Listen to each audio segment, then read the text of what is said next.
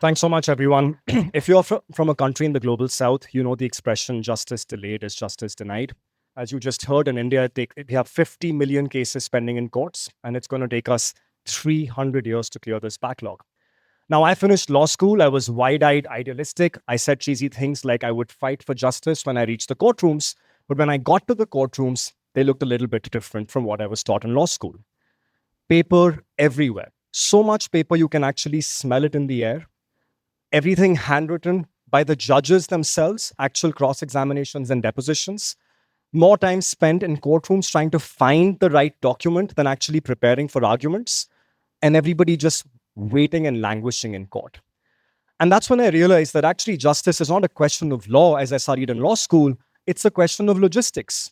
It's a question of manual processes. Until you fix the back ends of these courtrooms, front end justice felt meaningless and pointless. And if you think this is just an administrative efficiency problem, it's actually a human tragedy.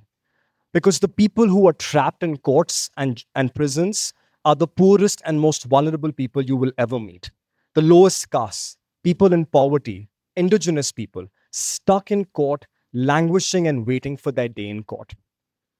That's where Adalat AI comes in. We're a legal tech nonprofit that builds AI and tech solutions, the most sophisticated kind, for courtrooms, customized for courtrooms to automate those manual clerical pain points and expedite justice delivery. We are the first organization in the world building an end-to-end justice tech stack, taking the same AI tools you use on your phones to a local courtroom. Our flagship product is an AI-based speech-to-text legal transcription software, which understands India's languages, dialects, accents. It understands legal language to ensure that judges are not wasting time writing depositions, but it's being done for them automatically in the courtrooms. We're also building a case flow management system, kind of like a HubSpot or a Salesforce, but for courtrooms, so that they can actually track their cases, digitize them, track the cases that happened in the courtroom, and ensure that everything has a virtual digital footprint so that it's no longer dependent on pages. And we're getting a lot of traction in courts. We're less than 2 years old, but we're in 15% of India's courtrooms across 8 states and about 3,000 courtrooms. And, and inshallah, we'll be in 50% of India's courtrooms by the end of the year.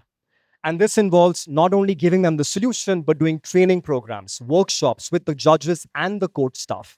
And all of this has led to time savings in courts. Treatment courts that are using our technology are cutting case resolution times by 30 to 50% by simply automating this plumbing that was becoming a blocker in the courtrooms, by doubling the number of witnesses they examine a day, doubling the number of bails they clear in a day, and tripling the number of cases they resolve in a year. And if it's possible in India, it should be possible in many other parts of the world because of colonization. We all inherited the same broken justice systems. And as a result, we already have pilots running in Ghana and Kenya, and fingers crossed, maybe starting something in Indonesia next week, proving that we could be a global solution for the global south. And so our journey went from one bail at a time and one human rights case at a time to a systemic overhaul by simply converting words into justice. And we hope you'll join us. Thank you so much.